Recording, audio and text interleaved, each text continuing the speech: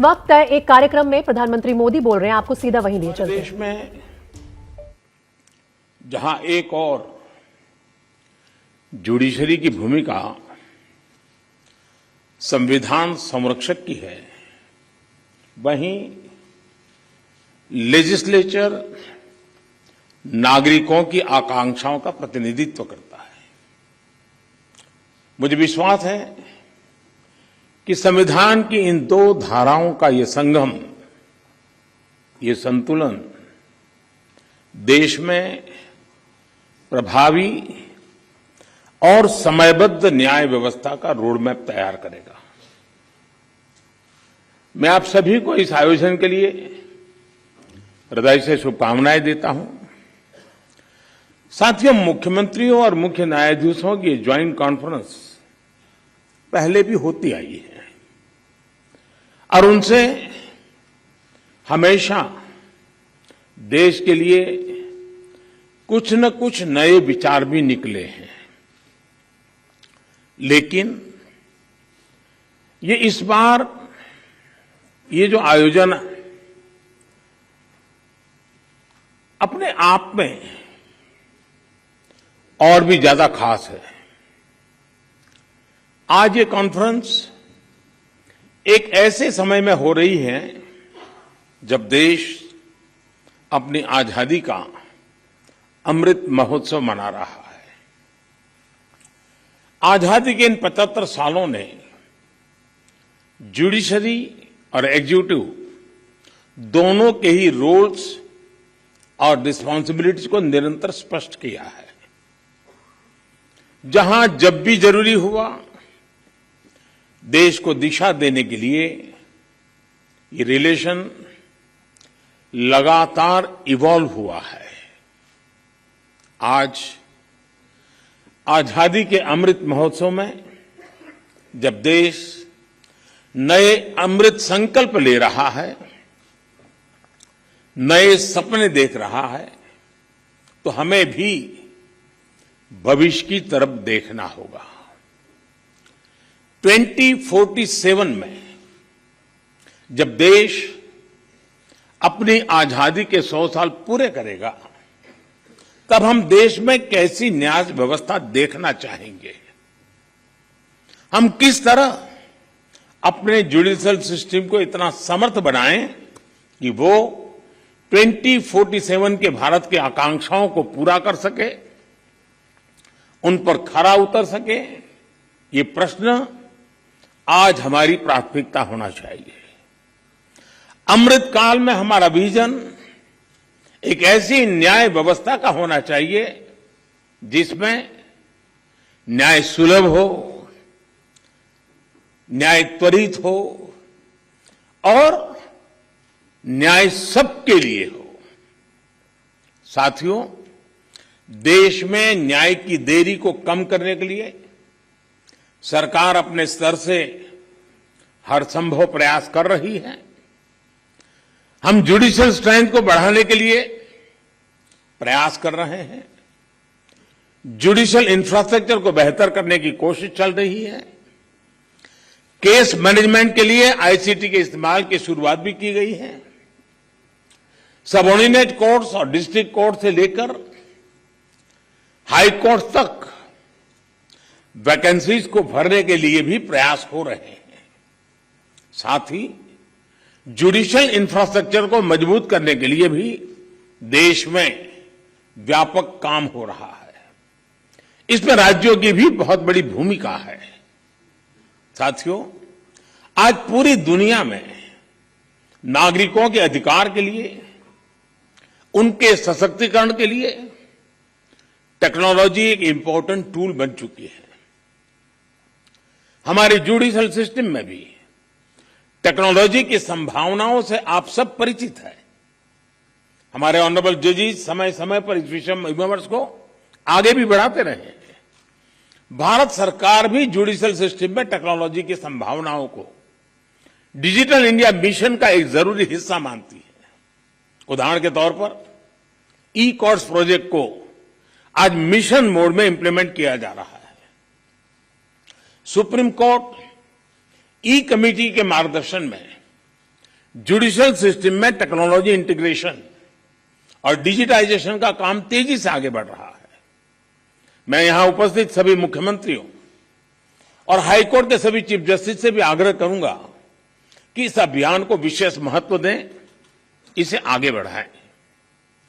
Digital India के साथ judiciary का ये इंटीग्रेशन आज देश के सामान्य मानवी की अपेक्षा भी बन गई है।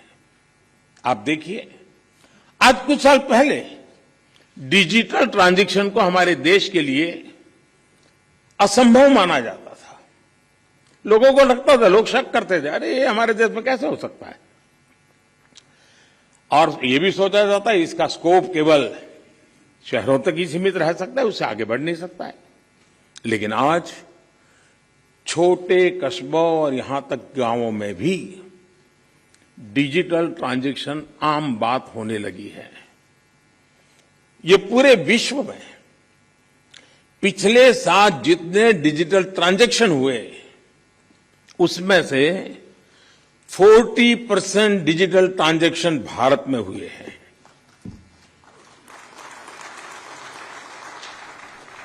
सरकार से जुड़ी वो सेवाएं जिनके लिए पहले नागरिकों को महीनों ऑफिसेज के चक्कर काटने पड़ते थे, वो अब मोबाइल पर अवेलेबल हो रही है। ऐसे में स्वाभाविक है जिस नागरिक को सेवाएं और सुविधाएं ऑनलाइन उपलब्ध हो रही हैं, वो न्याय के अधिकार को लेकर भी वैसे ही अपेक्षाएं करेगा। साथियों, आज जब हम टेक्नोलॉजी और फ्यूचरिस्टिक अप्रोच की बात कर रहे हैं तो इसका एक important aspect tech friendly human resources भी है। टेक्नोलॉजी आज युवाओं के जीवन का स्वाभाविक हिस्सा है। यह हमें सुनिश्चित करना है कि युवाओं की एक्सपर्टाइज, उनकी प्रोफेशनल स्ट्रेंथ कैसे बने। आजकल कई देशों में लॉ यूनिवर्सिटीज में blockchains, electronic discovery, cyber security, robotics, artificial intelligence और बायोएथिक्स जैसे विषय पढ़ाए जा रहे हैं। हमारे देश में भी legal education in international standard के मुताबिक हो, यह हम सबकी जिम्मेदारी है। इसके लिए हमें मिलकर प्रयास करने होंगे। साथियों, हमारे शास्त्रों में कहा गया है, न्यायमूलम सुराज्यम स्यात्, अर्थात किसी भी देश में सुराज का आधार न्याय होता है। इसलिए न्याय जनता से जुड़ा होना चाहिए, जनता की भाषा में होना चाहिए। जब तक न्याय के आधार को सामान्य मानवी नहीं समझता, उसके लिए न्याय और राजकीय आदेश में बहुत फर्क नहीं होता है। मैं इन दिनों सरकार में एक विषय पे थोड़ा दिमाग खपा रहा हूं। दुनिया के कई देश ऐसे हैं कि जहां कानून बनाते हैं तो एक तो लीगल टर्मिनोलॉजी में कानून होता है, लेकिन उसके साथ एक और कानून का रूप भी रखा जाता है जो लोक भाषा में होता है, सामान्य मानवी की भाषा में होता है, और दोनों मान्य होते हैं। और उसके कारण सामान्य मानवी को कानूनी चीजों को समझने में न्याय के दरवाजे खटखटाने की जरूरत नहीं पड़ती है। हम कोशिश कर रहे हैं कि आने वाले दिनों में हमारे देश में भी कानून एक पूरी तरह लीगल टर्मिनोलॉजी हो, लेकिन साथ साथ वही बात सामान्य व्यक्ति की समझ में आए उस भाषा में, और वो भी दोनों एक साथ असेंबली में या पार्लियामेंट में पारित हो, ताकि आगे चल करके सामान्य मानवी उसके आधार पर अपनी बात रख सकता है। दुनिया के कई देशों में ये परंपरा है। अभी मैंने एक टोली बनाई है, वो उसका अध्ययन कर रही है। साथियों, हमारे देश में आज भी हाई कोर्ट्स और सुप्रीम कोर्ट की सारी कार्यवाही इंग्लिश में होती है। और मुझे अच्छा लगा सीजेआई ने स्वयं ने इस विषय को स्पर्श किया, तो कल अखबारों को पॉजिटिव खबर का अवसर तो मिलेगा अगर उठा ले तो।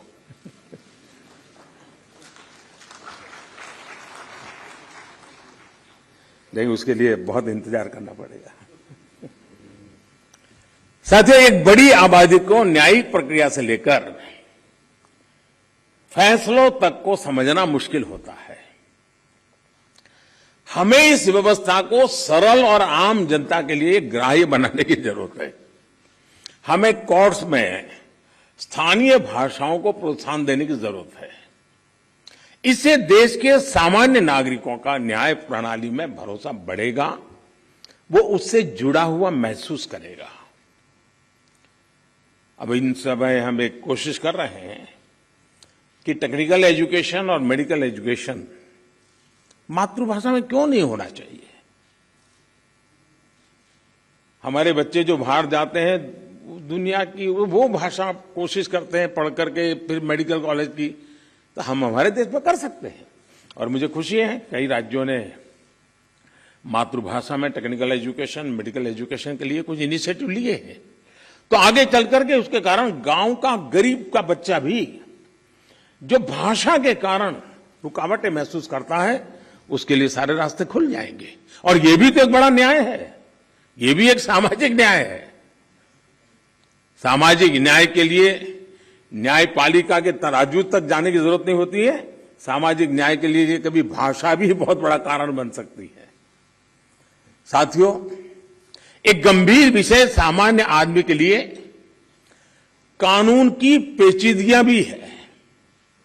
2015 में हमने करीब 1800 ऐसे कानूनों को चिन्हित किया था जो अप्रासंगिक हो चुके थे। इनमें से जो केंद्र के कानून थे, ऐसे 1450 कानूनों को, 1450 कानूनों को हमने खत्म किया। लेकिन राज्यों की तरफ से केवल 75 कानून ही खत्म किए गए हैं। मैं आज सब बड़ी आदरणीय मुख्यमंत्रीगण यहां बैठे हैं, मैं आपसे बहुत आग्रह करता हूं कि अपने राज्य के नागरिकों के अधिकारों के लिए, उनकी ईज ऑफ लिविंग के लिए आपके यहां भी ये कानूनों का इतना बड़ा जाल बना हुआ है, काल बाह्य कानूनों में लोग फंसे पड़े हैं, उन कानूनों को निरस्त करने की दिशा में आप कदम उठाइए। लोग बहुत आशीर्वाद देंगे जी। साथियों, न्यायिक सुधार केवल एक नीतिगत विषय या पॉलिसी मैटर ही नहीं है। देश में लंबित करोड़ों केसेस के लिए पॉलिसी से लेकर टेक्नोलॉजी तक हर संभव प्रयास देश में हो रहे हैं। और हमने बार बार इसकी चर्चा भी की है। इस कॉन्फ्रेंस में भी आप सब एक्सपर्ट्स इस विषय पर विस्तार से बात करेंगे ही, ये मुझे पर विश्वास है। और मैं शायद बहुत लंबे अरसे तक इस मीटिंग में बैठा हुआ हूं। शायद जजेस को ऐसी मीटिंग में आने का जितना अवसर मिला होगा, उससे ज्यादा मुझे मिला है, क्योंकि मैं कई वर्षों तक मुख्यमंत्री के रूप में इस कॉन्फ्रेंस में आता रहता था। अब यहां बैठना मौका आ गया है तो यहां से आता रहता हूं। तो एक प्रकार से मैं इस महफिल में सीनियर हूं।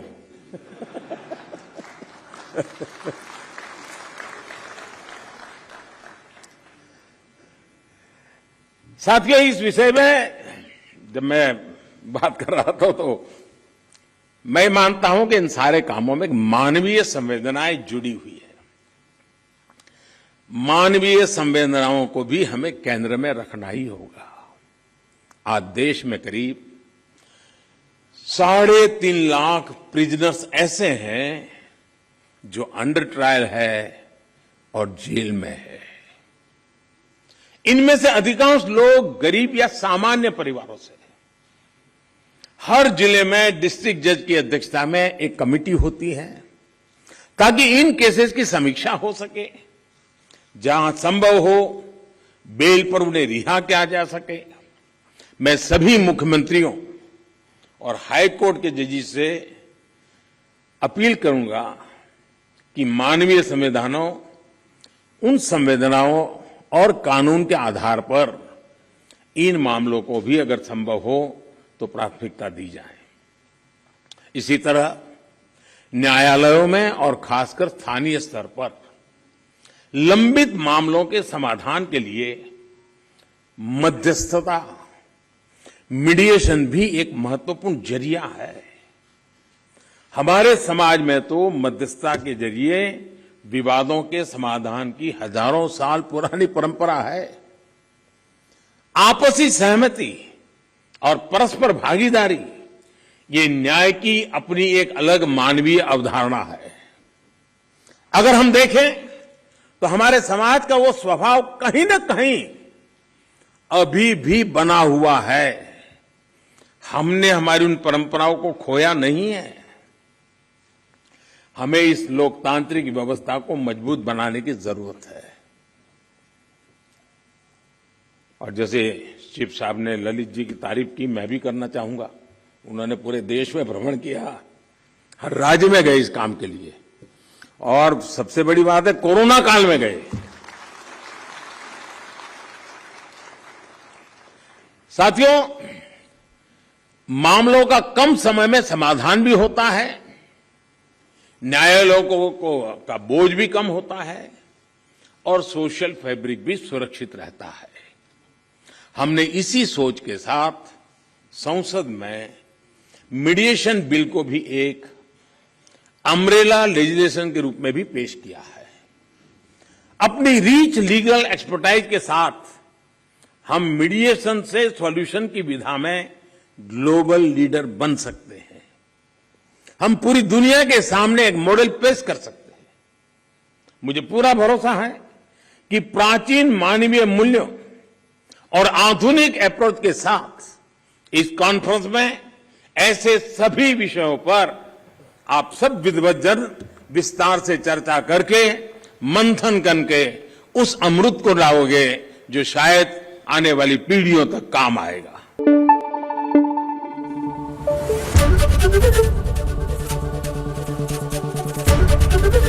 एबीपी न्यूज आपको रखे आगे।